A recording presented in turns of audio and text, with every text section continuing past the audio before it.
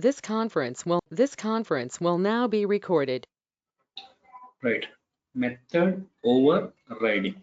So overriding always possible with two relationship classes. Let's say, so here I have a class A, I have a class B. Inside my class A, I'm having a normal method, test A method. I'm having a method called test method. So here I'm going to override this test method in my child class. Observe here. So I'm having a test method. This is I'm overriding, which is already present in my parent class. This method is already present. This is an old method, right? So still I am taking a new method. Why? So there is a method. So here we have a functionality. So which is an old code. I am not satisfied with this old code. Now I want to override existing functionality. At the time, go for a child class, override with new code. Creating and for a whenever you have a relationship classes, always which class object we have to create? B class. Child class, Child right? class. Right. Yeah. And so for a class, we can create object in a two-way stream as of now. So first of all, first of one is using a self-class reference. For a class, we can create object like this: class name, object name, new class name. But even for a class, you can create object by using a parent interface reference. See here, here B we are calling as object name. Whenever you create object by using its self-class reference, here what is the reference here? This is the reference, self-class. Here I am creating a B class object by using reference B. Right. So here small b I'm calling an object. Now coming to the line number 22. So in line number 22, for which class I'm creating object team? B class.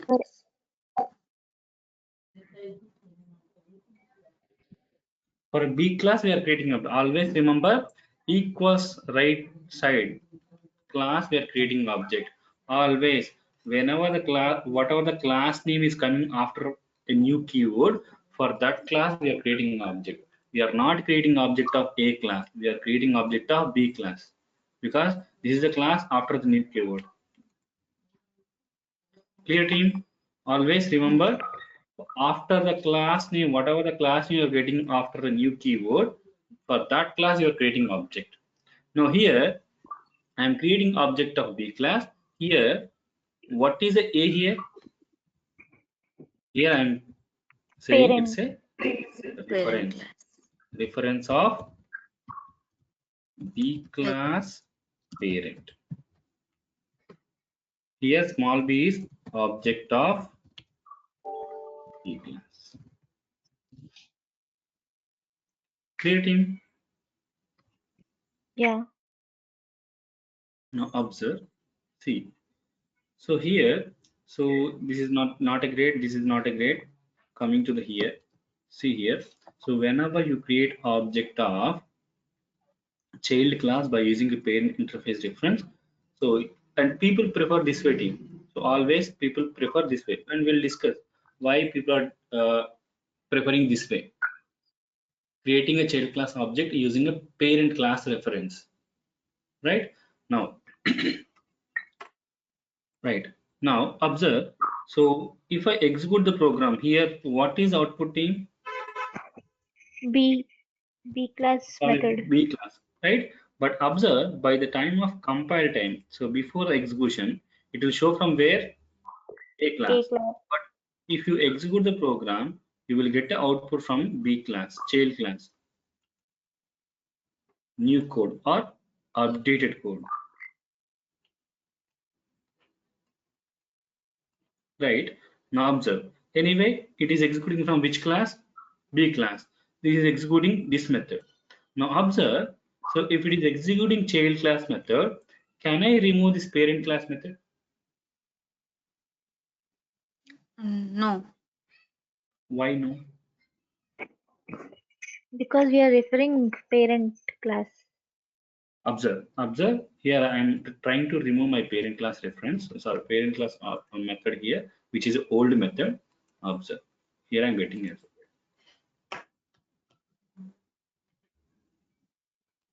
Let me uncomment it this one. Now error come. Right. So always remember here what's happening. So if I execute this one, so by the time of execution, always program check before the execution. So always coming from a parent team. First of all, it is going to the parent and check whether here we have this function or not. Yes, function is there. And it is also check before executing is also check whether the same method is also presenting in a child class or not. What it is, and first is going to the parent and checking this parent class method, and also it will check for the implementation. If there is any implementation, now execute this one, not this one. So whenever you override a method, always execution happening from your team.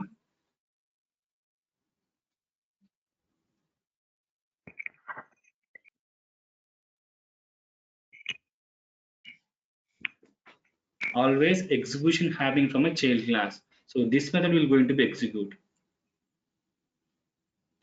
But so it should be present in a parent class. The method, whatever you're overriding, what is the definition team? Method with the same name, same signature in two relationship classes, parent class and child class. This method should present in a parent class and a child class, but executing from where? Child class only. Clear? And Yeah. always new code or updated code will be executed by the time of execution. And whenever you have two relationship classes, by the time of execution, always child class methods takes a precedence, because these are the methods. So these are the updated methods, child class methods, overridden methods. So I'm not satisfied with this old code. That's why I'm overriding the same method in my child class. That's why always the updated new method is going to execute.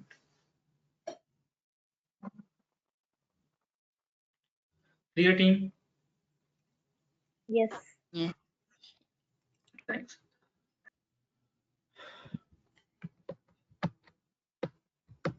Right. Now,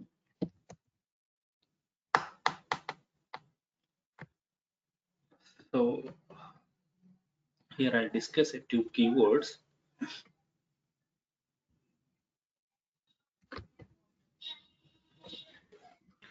There are keywords called this keyword team. This is a Java resort keyword. Keyword name is this keyword. Right. Now observe.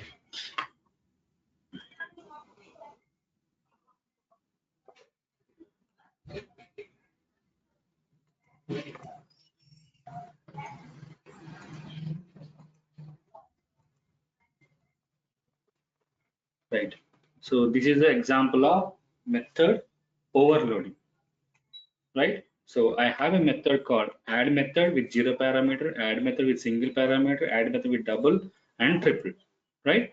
Now, so for executing these all three methods or four methods, how many times I'm calling this one? Four times, right? So add method, add method, add method. These are four lines. I am writing a code to execute all the methods, right? Even we can call or we can execute. We can execute these four methods with a single line team, right? So how we have a written keyword? Same like we have a method called this keyword team. So here, observe here, inside my, so these three lines, by the time of calling these methods, I'm passing parameter, right? These three lines I can ignore. So if I execute this method, that can be execute all the remaining methods. By using this keyword, I can write a code like that. This keyword. Observe here how to write code, how to optimize the code using this keyword. Right now, here this is my single method, so without parameter. Right, observe here, inside my add method I can call this dot add method. This dot add method here. Inside this I want to call single parameter, this one.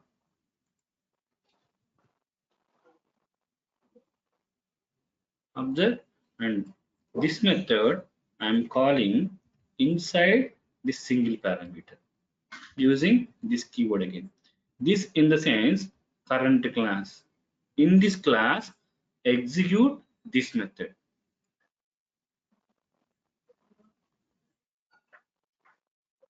Right, and same this one I can call inside this one.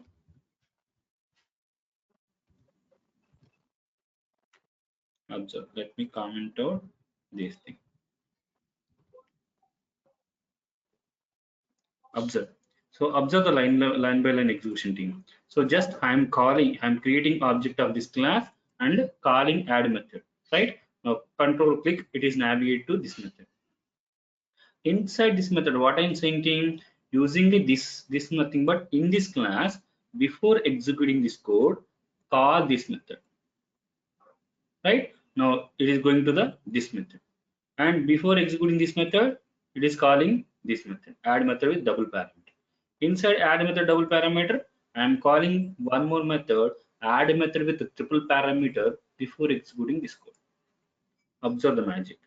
I am calling only this method, it will be execute all the methods one by one.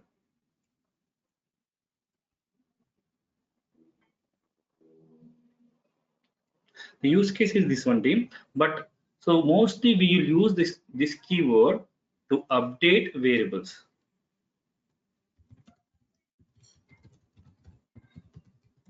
Observe carefully. Now let me have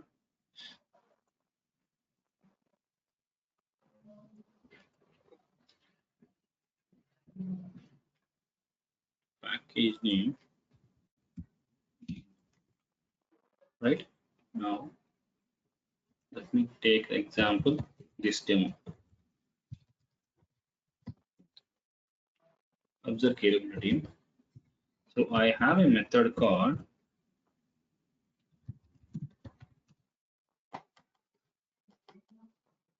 test method. So inside this test method, I am passing a parameter called age. So otherwise, just let's say print age is the method here. So here age.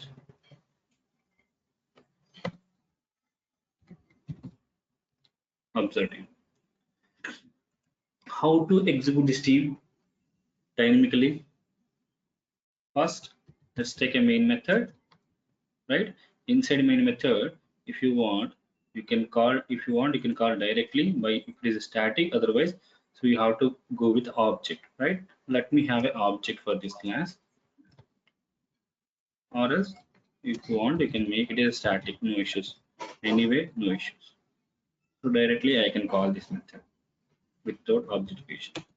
So it is asking parameter. Let's say age equals to 20. Observe.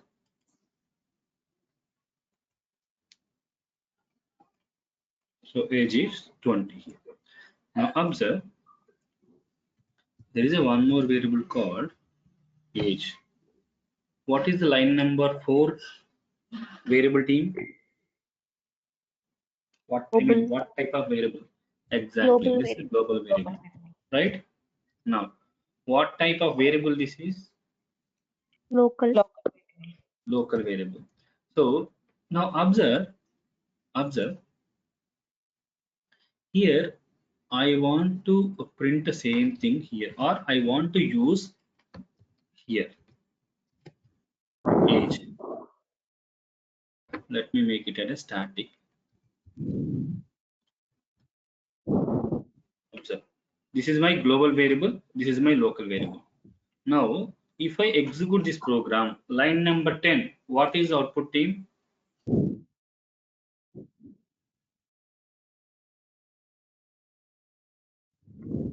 Observe carefully. What could be the output I'll get? Local variable. Local or global?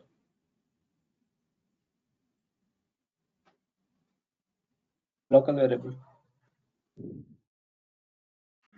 What the output I'll get?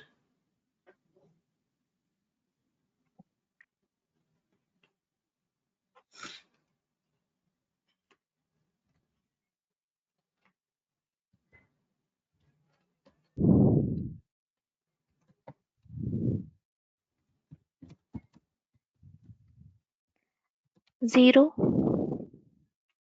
Why 0? Because default value global. For local, we have to initialize. Good. Observe the output. Now, inside main method, whatever we write a code that will going to be execute as it is. Here, inside my main method, I am just printing a variable. So this is what type of variable? Observe, if you want, you can control click here, showing what? Highlighting my global variable. Always remember, team, global variable will be highlighted in this color, blue. And also observe, so whether you mention static or non-static, always a global variable highlighted with a blue color and a local variable are highlighted with this color. So better.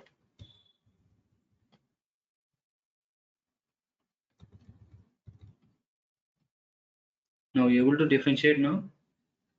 Yeah. So always a global variable are highlighted in a with a blue color. And observe, and so already we have discussed this one. Global local variable are local to the particular method. Now this age variable is a local to which method, team? Print age method. So you can access only inside this age print age method. That's it. You cannot access outside of this method. Now Yeah. the global variable is you can access anywhere in the class. That means anywhere in the method or anywhere in the project. Global instance you can use globally. Local instance you can use inside that particular method where you are declared. Right? Now I have a use case. Observe carefully, team. So as of now, what is my global variable value? Zero. Default value. Default value. What is my local variable value?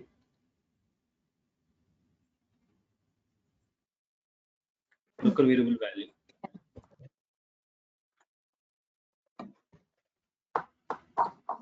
Default value.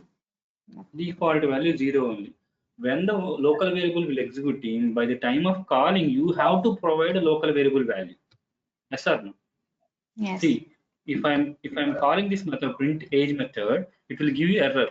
Why? Boss, you are calling this method, but that method asking a parameter which is an integer type. Here you have to pass that variable value.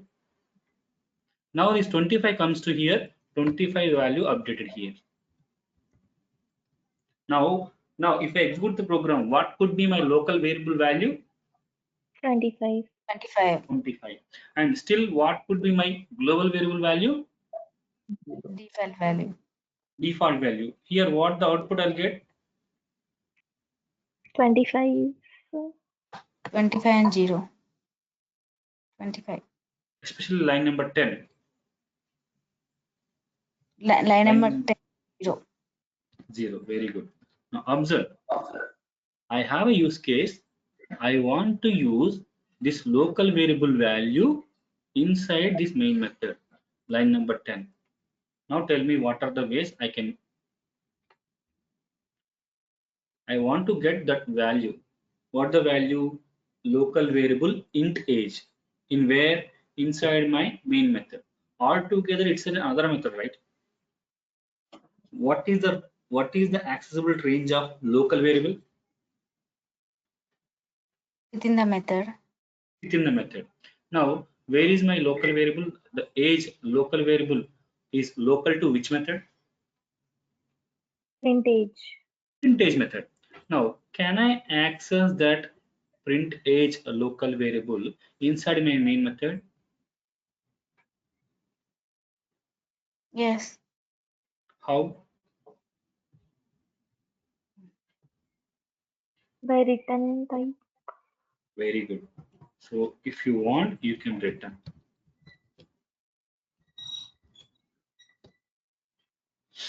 Observe. Why I'm getting error? It should be int or larger data type. Return Your type. method syntax should match with your return statement. Data Here my type. return statement returning what? Integer type.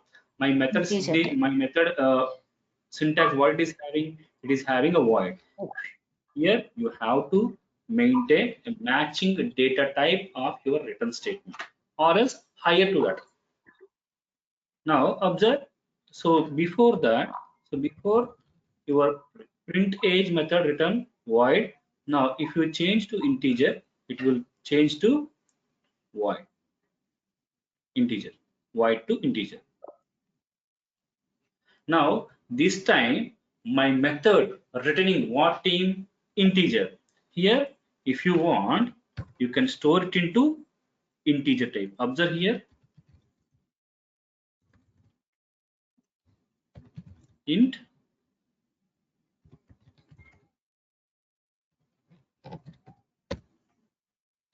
as of now. Let me comment out this one, or else let me remove this one. Don't want to confuse you. This is updated age here.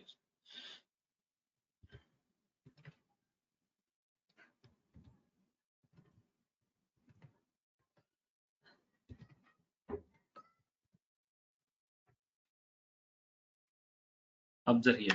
So let me comment out this one. Printing statement, just printing statement. So line number 11, what I'm doing team, just I'm calling a method by supplying a age. So this will going to here update this value. After updating, I'm getting by using a return statement. Now my method should return integer value. Now I'm calling here, whenever you call a method which is having a return type, after calling, after execution, you can, if you want, you can store it into one more variable. Observing.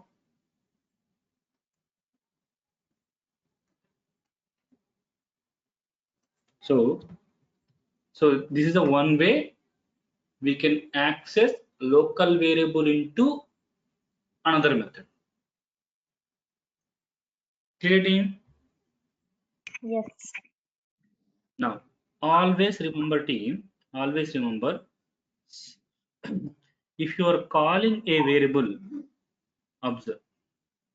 Here I am calling a method, right? Now observe, let's say this age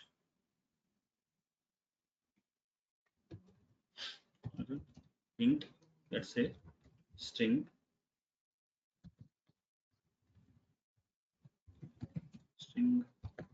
should be static if you want to call it.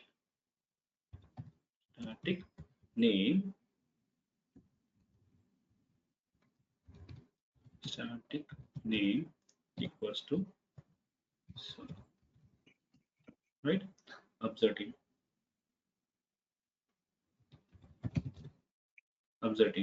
Now,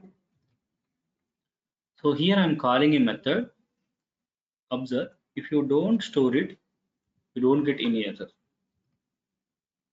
As of now, let me do this. So here I'm calling a variable name. Line number 13, I'm calling a variable. Line number 14, I'm calling a method. So before this return type, this method return type is what team? void. The main basic funda key point here you have to remember, whenever you call a variable, the variable always come with some value.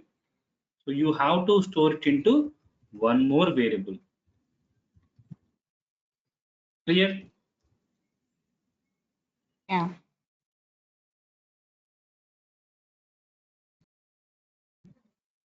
Observe. Here I'm calling a variable, storing into one more variable. And whenever you call a method, whether using a directly or static way using object through reference of object, so your method is always may not come with some value. That's why storing a method response or storing a method return type is optional. As of now, it is returning a void. So if it is returning, even though if it is returning any value, storing of method response is always optional. If you want, you can store it. Otherwise, that's your wish. Now this is a returning integer type, right? Now if you want, you can store it into integer.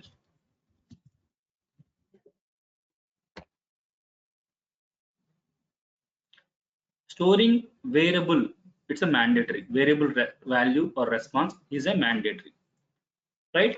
Storing method response or a method return type is optional. Creating. Yeah. Yeah, clear. Naresh. Yeah, clear. Hope people will confuse with this concept thing, because they don't know Yeah. why the variable give you error, why method will not give you error. So always remember, whenever you call a variable, you must store it into one more variable. Whenever you're calling a method, whether it is having a void return type or any return type, storing is optional. So if it is returning a void, so no need to store it. If it is returning a value, that's again optional. If you want, you can store it into one more variable. Otherwise, you can leave it. Okay. Yeah. Clear, team? This is one way you can update or you can access local variable inside another method.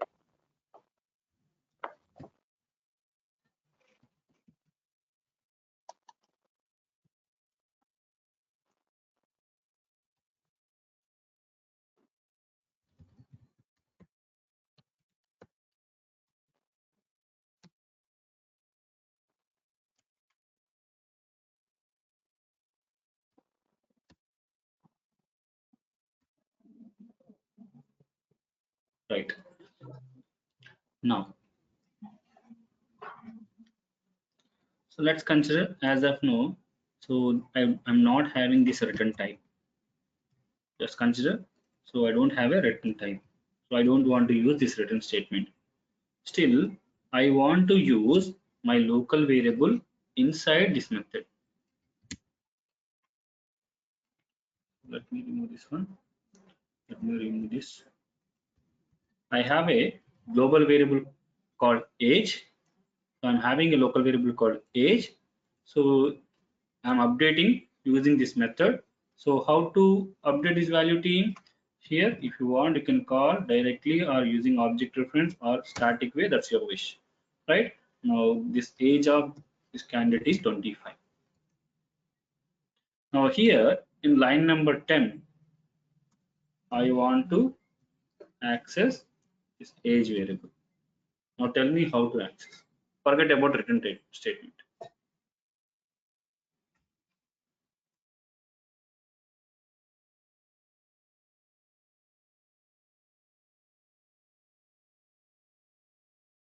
Maybe using this keyword. Yes.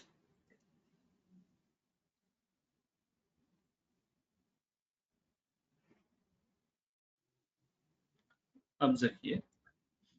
Just system order until println age.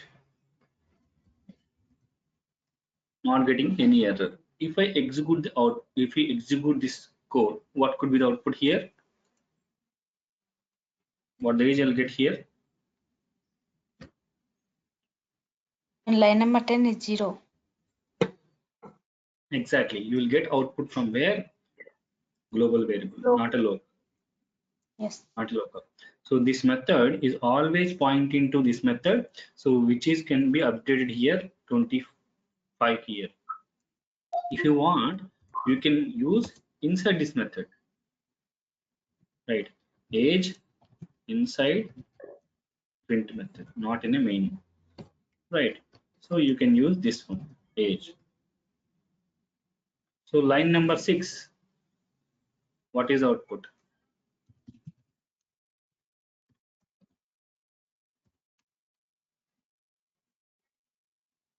Here, what could be the outputting? 25. Exactly, 25. So here, what is output? 0. 0, because it is pointing to my global level variable. It is pointing to local. Always remember, whenever you have a global variable, local variable with same name, always local variable takes a precedence. Local variable execute first. If you don't have a local variable, now it is pointing to my global variable. Observe. This is from line number 6, local variable. This is from line number 10, global variable. Now, I could not use this local variable inside my another method without returning. Right? Now, there are some 10 to 11 methods or 10 to 100 methods.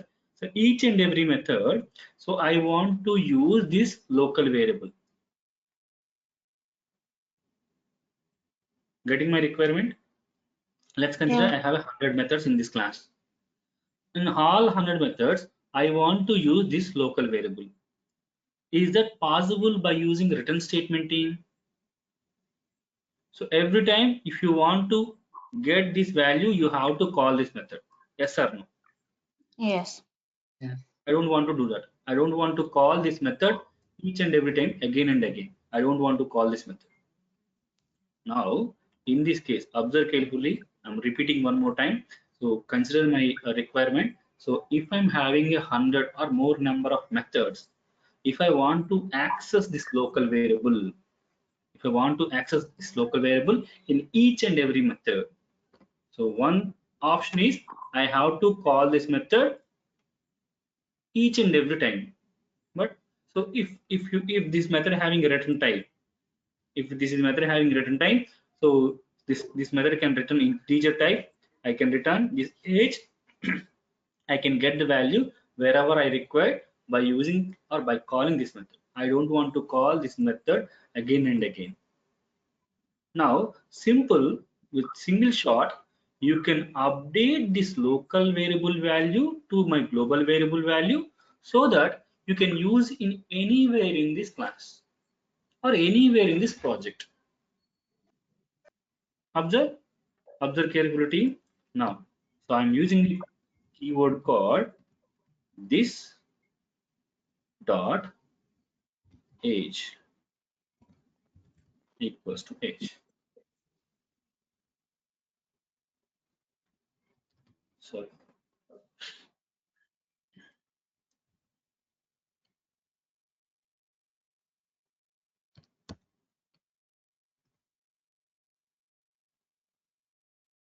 Let me call with this object reference.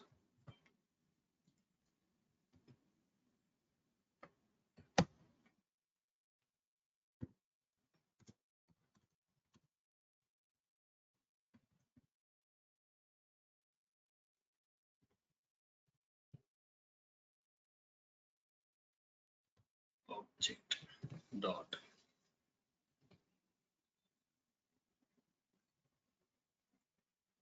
object dot. I'll tell you team why I made changes. I'll tell you. Observe, simple. Now this time I've taken a non-static method. Observe, so method. So I'm passing a variable. This variable. So observe, this method I'm executing here. By using what? By using my object reference, because this is a non-static method. Here I have to execute with only the object reference. Now here I'm passing the value 25. Now my 25 comes to the here. First of all, it will update my local variable value 25. Now, so here this hold 25 value. This 25 value, by using this keyword, I am assigning to my global variable value. Now my global variable value update with my local variable value in line number 7. Now what is my global variable value now? 25. Now that value, updated value, I can access inside any method directly calling a variable.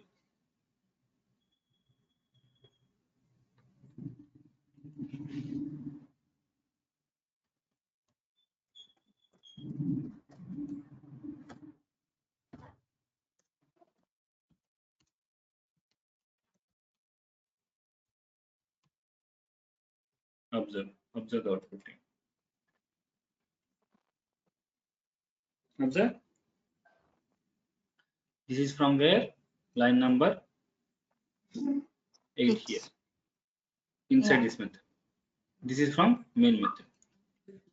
By using this keyword, you can update your global variable value with local variable value. Simple. The syntax is simple, team. This one.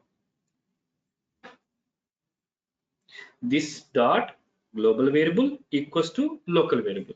Always remember, assigning in Java right to left. We are updating local variable value to the global variable. Right to left.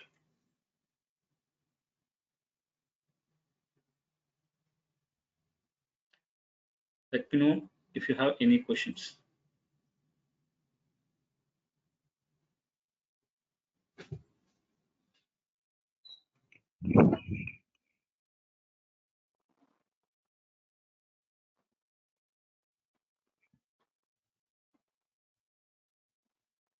Always this keyword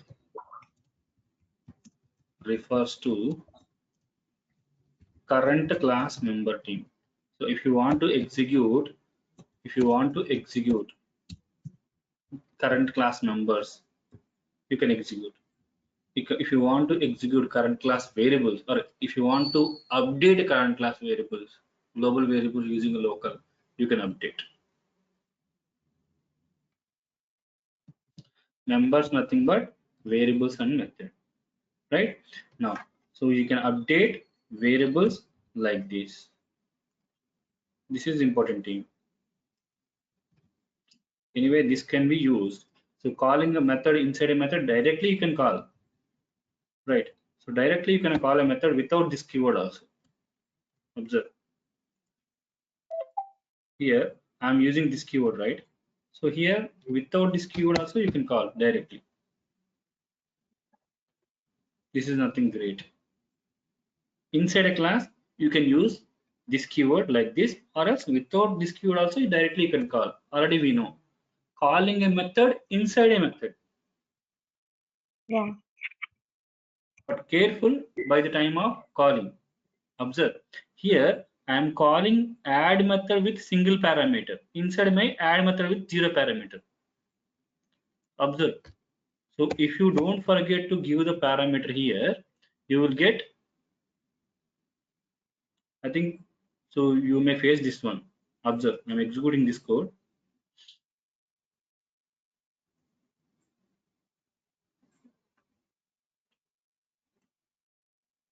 Stack overflow error. So I am executing this method. Inside this method, I am calling this method again. And this is referring to where? Again this method. Inside this method. Now keep on execute until you will get a stack overflow error. So here be careful by the time of calling a method inside a method. Here, so you don't get any error if you call a method inside a same method. Here it don't throw any error. By the time of execution, you will get an error, stack overflow error. If you get a stack overflow error, so you have to carefully check your code. Eclipse won't give any error. Observe here, I'm doing a mistake, but Eclipse won't suggest this one. I'm calling this method inside a same method. Now the execution terminate here only. Execution happening here only until you get stack overflow error. Careful calling a method inside a method. If you want, you can call directly, or else if you want, you can take a this keyword helper.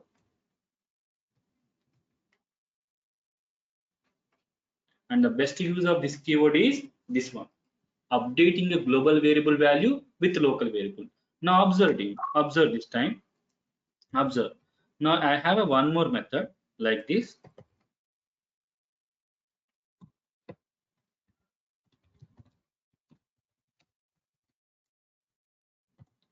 Now inside this one, can I use my age variable? I can use Yes. directly. In any method you can use directly. So before Yeah. that, just update the value. So one time is good enough now. Now you don't need to call this method again and again. Wherever you require, after updating your global variable value, just use like this directly. In this class, enter in any method. Clear, team? Yeah. Yes. That's what about this keyword. And always remember, team, this is a special reserved keyword in Java. So you have to use for for executing current class methods or to update current class global. This is not possible to use parent class, subclass, grandparent, child parent like that. This is only this in the sense this current class. Clear? Now always with this keyword you have to use first line of your method. I mean first line of your method body. You should not use other than the first method, first line in your method. That's what the condition. And return keyword, where you have to use the return keyword, team? End End of the of the method. End of the method. Very good. So if you are taking a method, so if there is any this keyword, use the first line of that method. If you are returning any value using that method, return statement should be last line of your method, and your method syntax should be, your method return type should match your return statement. Yeah. Clear? Let me copy this.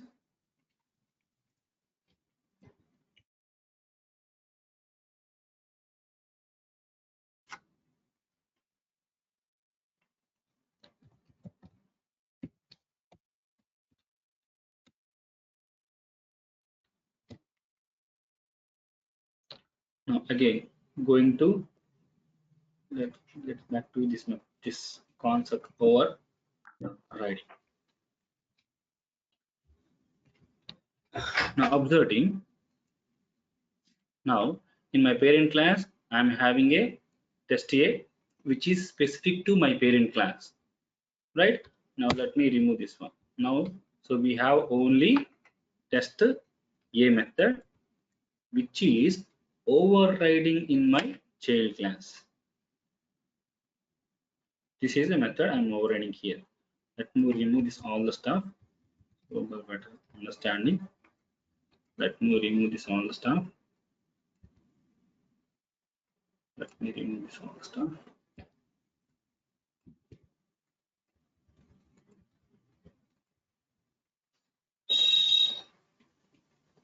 Observing.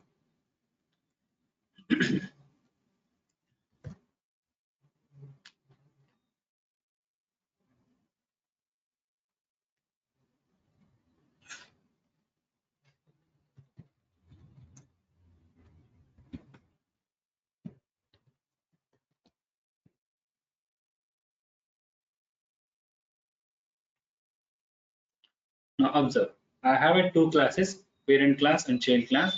Inside my child class, I am overriding the existing functionality of my parent class. Right? Now, so how to execute this method, team? So if you want, you can execute like this. See, if I create object of parent class, if I call a dot test, so this will give you A class method. parent class Yeah. test method, right? Very good. Now here, if I create object like this, b dot test, here what is output, team? B class, child class method.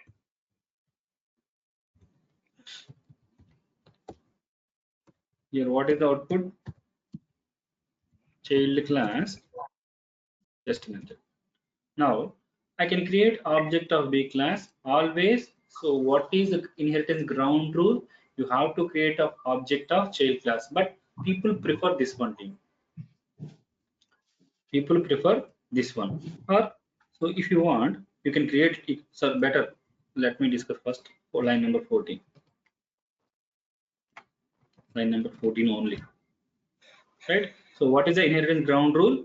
Always we have to create object of child class so that you can able to execute both parent class properties and child class properties. You can execute both parent class method and child class method. Observe, run as Java application.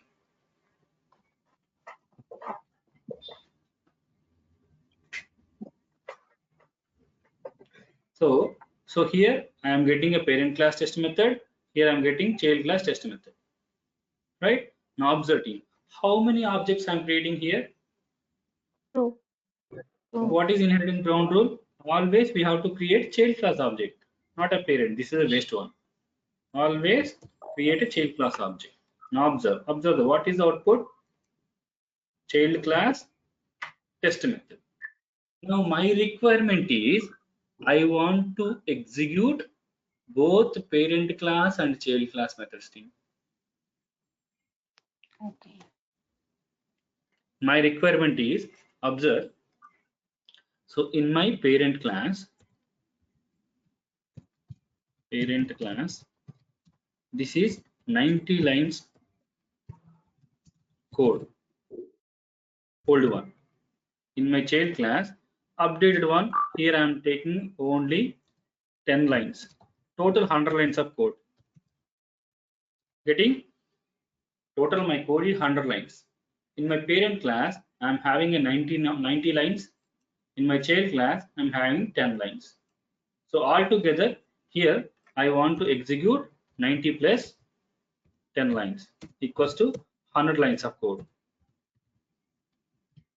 Getting my requirement? Yeah. Yeah. I'm not confusing you, right? No. No. Clear. Right. So I have a same method in my parent class, child class. I'm overriding in a child class. Now my requirement this time is I want to execute both parent class property, parent class method and child class method. So inheritance ground rules already we know whenever you have an inheritance parent class, child class, always create object of child class so that can be execute updated child class overridden method.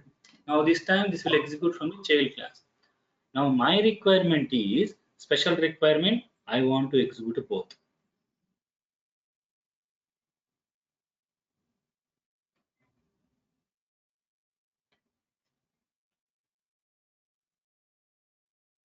Tell me, team, how to execute? First, I want to execute parent class test method, which is having a 90 lines of code, and then child class 10 lines of code.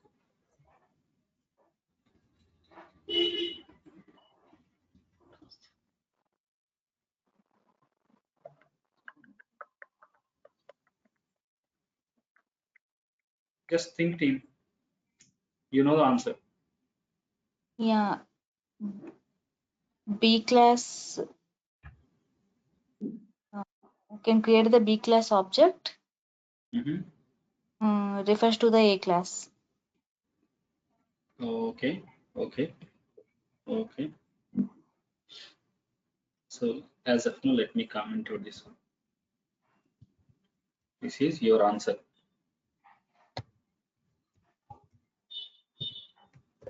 Answer. So what you are saying? Create object of B class with parent class. That's what you're saying, right? Yeah. Right.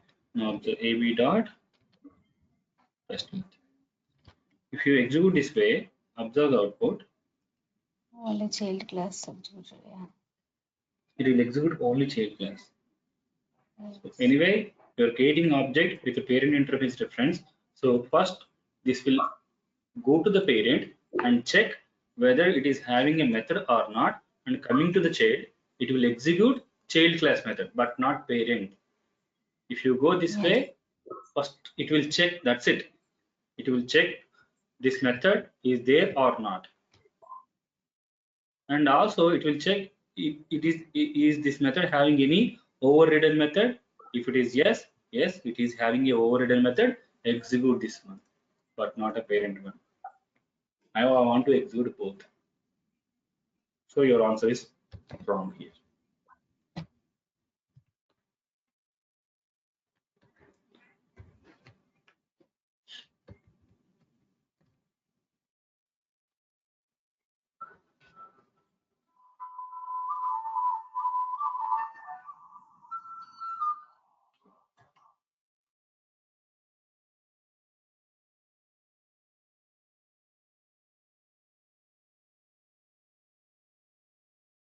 Okay. Any way, team? You're thinking in any way, other way?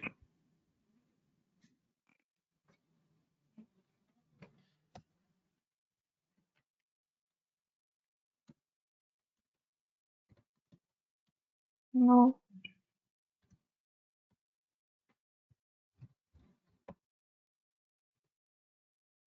Maybe this keyword or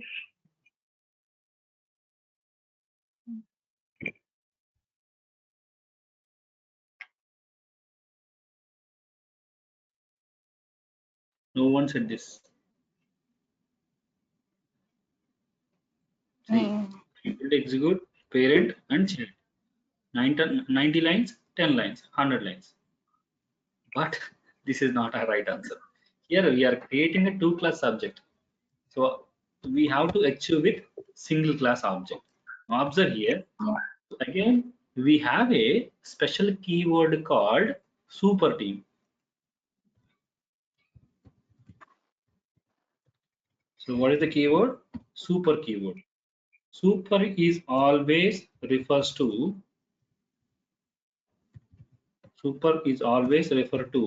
parent class members team. Always refers to parent class members.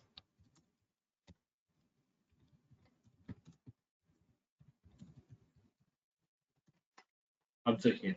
Same like this keyword. Observe here. If you want, you can use super keyword again in a starting of method super referring to your this B class parent class super dot test method. I'm creating only single class object calling single method. Now observe the output.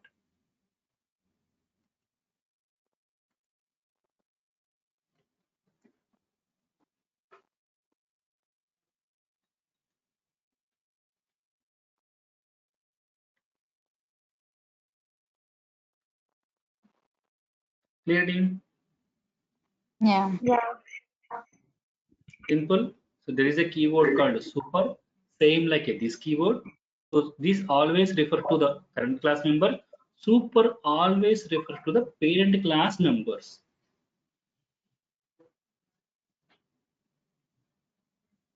Okay, let me have this example.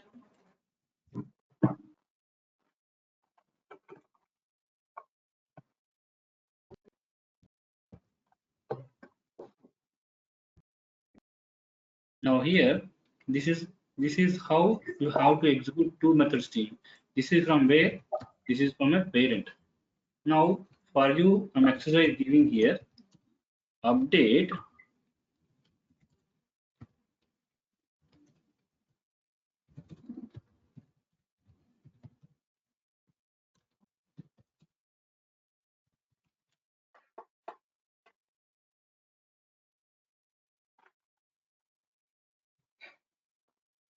okay team,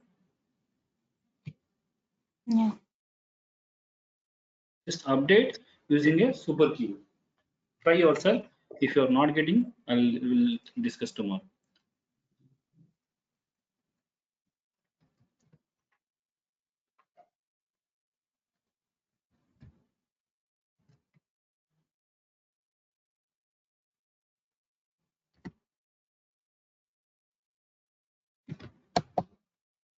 Right now, that's what about in the OOPS concept. We are discussing class, object, inheritance, polymorphism.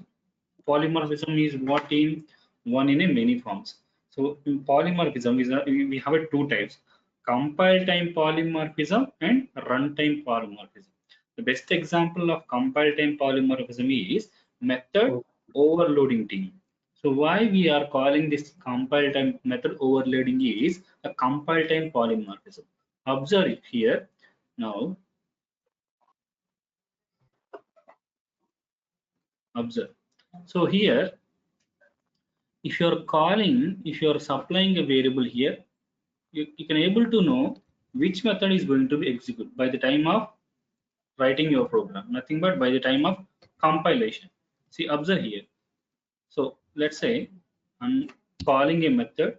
So in this class, I'm having a 4 methods, same methods with different parameters. So by the time of writing a program or a compile time, so I can able to know which method I have to call or which method is going to be executed. Yes or no? If I don't supply, this will execute this method.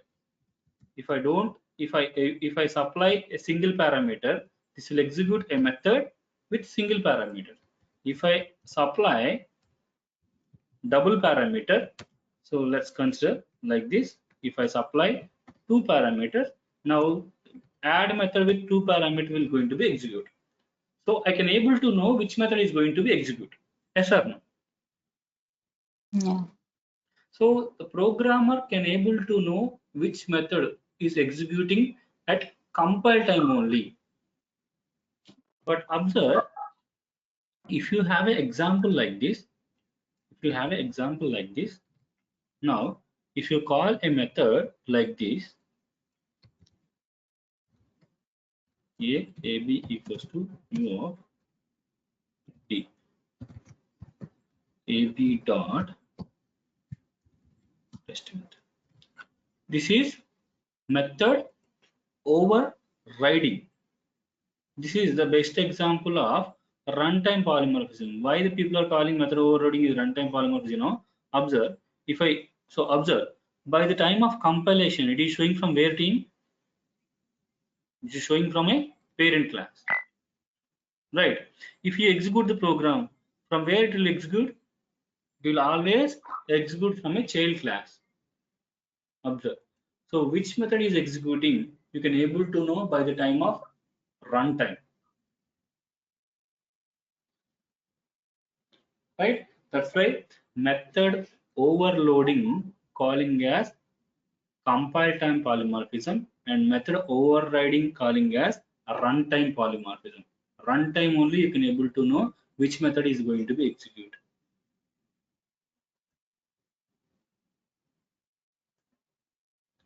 Any questions, Dean?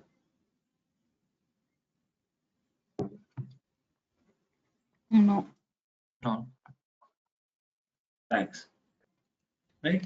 So let's discuss about already 9 o'clock, right? Abstraction.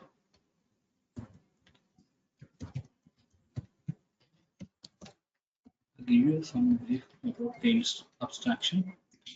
Right. So abstraction, the meaning of abstraction is hiding thing. So what hiding, what we can hide, what we are doing abstraction. Observe.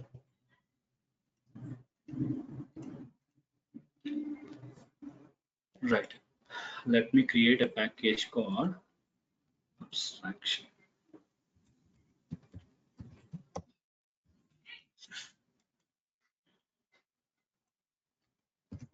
Create a class called test.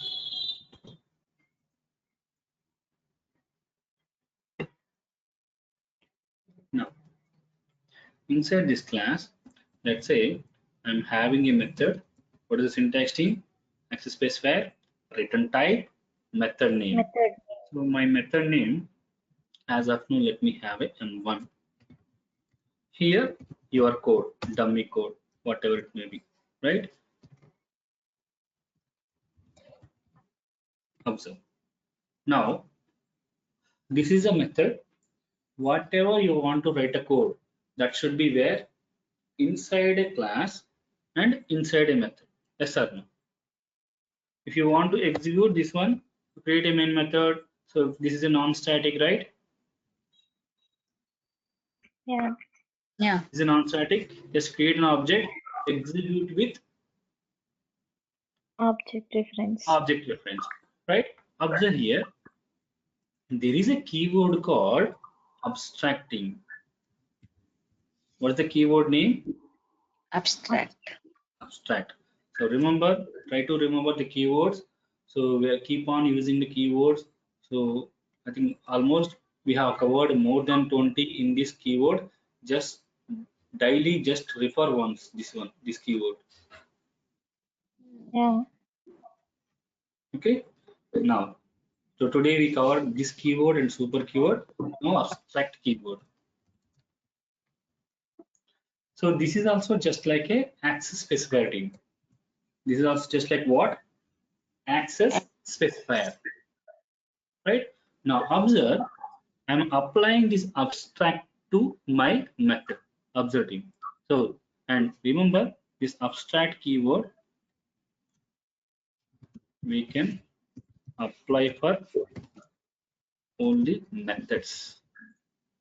Okay? Not for classes, not for as of now. As of now. Variables. Even we can apply for classes, we'll discuss. So when at what time we'll apply. Now observe. Now I'm applying this abstract keyword to my method. Observe. Whenever I say abstract keyword, observe. So this is a normal class before the abstract keyword. Now observe carefully team, line number 3 and line number 5. Yeah, getting error. Okay. First observe method level, observe the error. What it is saying team? Remove method body. Body. Remove method body. Right. Now, so abstract keyword, first one we can apply for a methods. Right. Now, if you apply abstract keyword for method,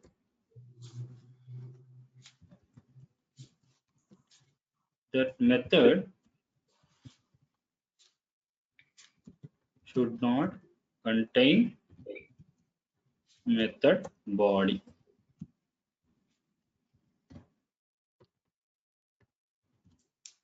That method should not contain method body. What is a method body here? From parenthesis to parenthesis. Now observe, move cursor here. Let's say remove method body. Now method body removed. Now if you don't have abstract keyword, you won't get any error.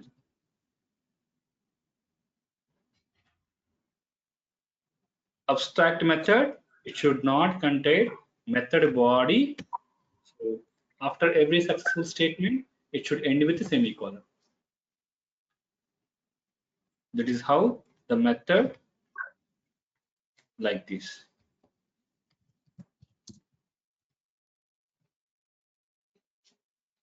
Right?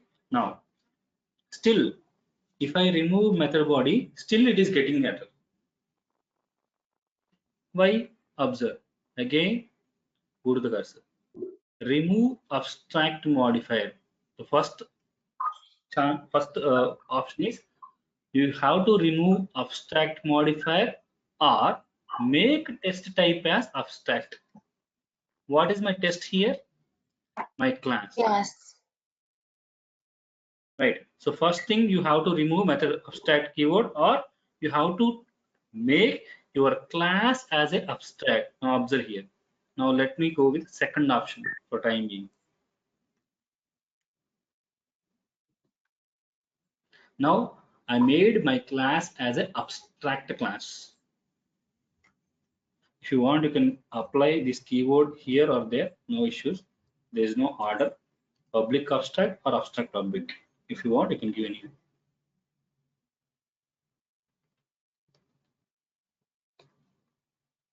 So by seeing this, what you are getting, team?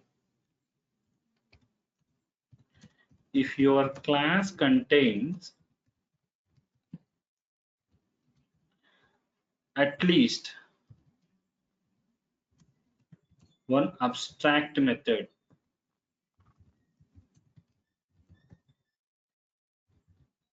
that should convert to abstract class. Abstract class.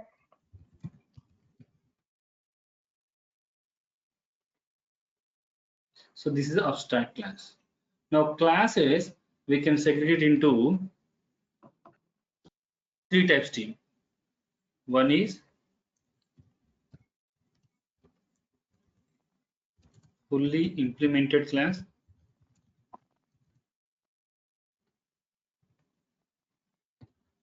partially implemented class.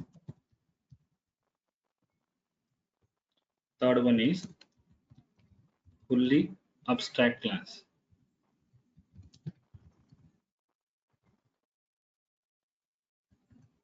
So earlier we discussed all the classes are fully implemented classes, team, or you can say partially. So let's say you can say fully implemented class. Okay.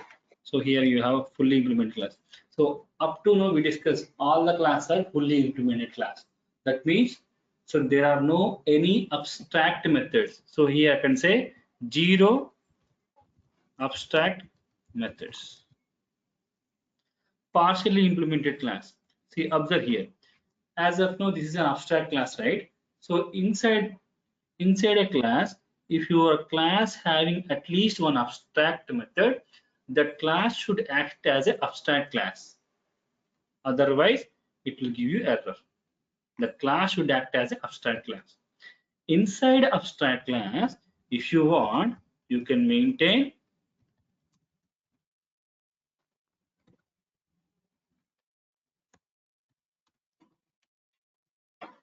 implementation methods too.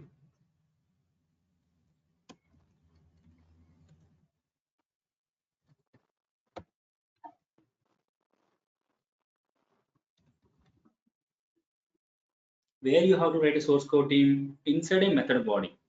Abstract method instance, there is no method body. So if you take abstract keyword, you should not maintain method body. If your method having a method body, it should not contain abstract keyword. If your class contain at least one abstract method, the class should act as an abstract class.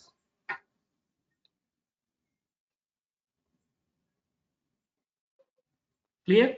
Now, so here, so partially implemented class team nothing but at least it will contain implemented methods. Let's say methods with method body, implemented method nothing but implemented methods plus Abstract method. at least one abstract method.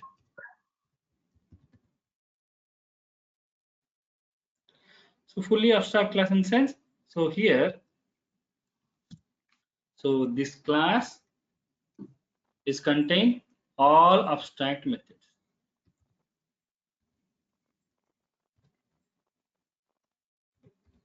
like this, all abstract methods.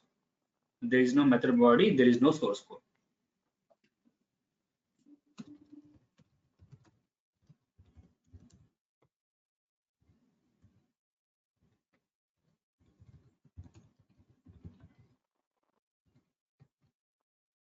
Clear? Yeah.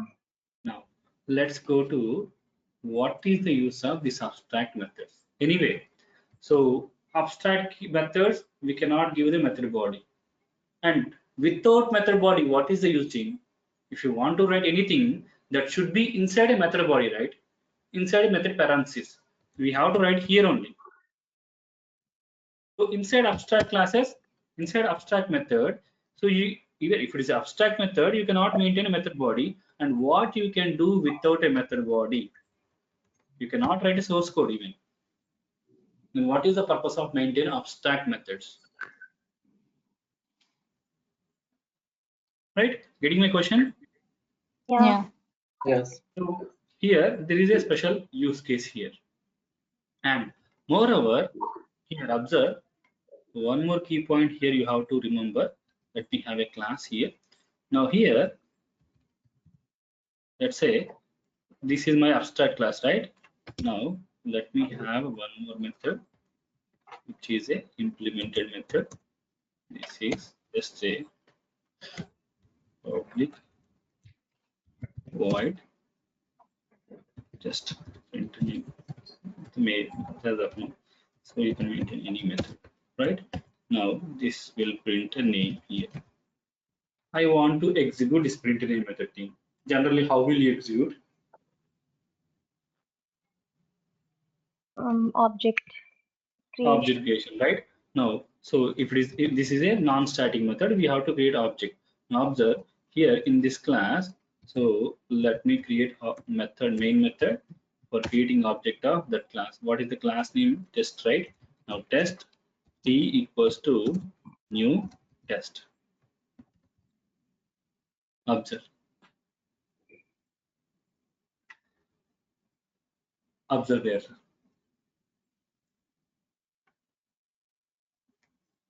Cannot instantiate the type test. Nothing but for abstract classes, you cannot create object. You cannot instantiate.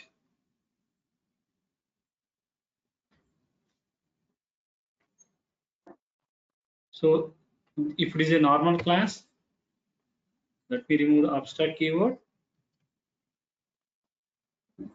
Observe that. So t dot into name, right?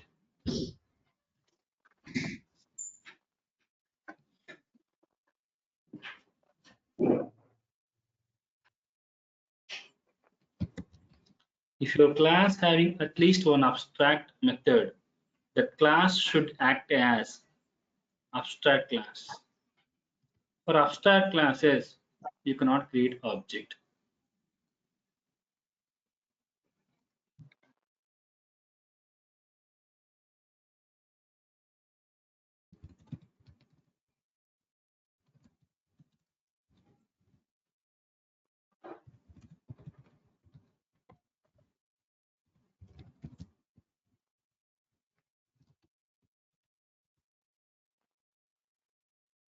Okay, team. Yeah. Now, so as of now, remember, so we can categorize classes into three types. One is fully implemented class, nothing but zero abstract methods, partially implemented class, at least one abstract method, and fully abstract class, there are no fully abstract class. So all are abstract methods. There are no implemented methods. Right? Now, observe. Now repeat with me. So as of now, this class is what type of class? Abstract. Abstract class. Can I say fully abstract Yeah. Fully abstract. this time?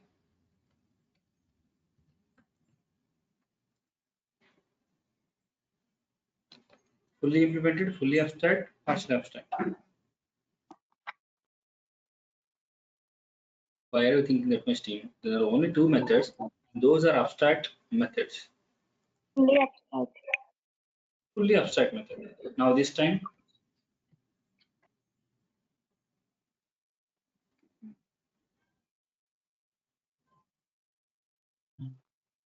Partially abstract. at least one abstract method should be there, right? Now this is partially abstract. Now this is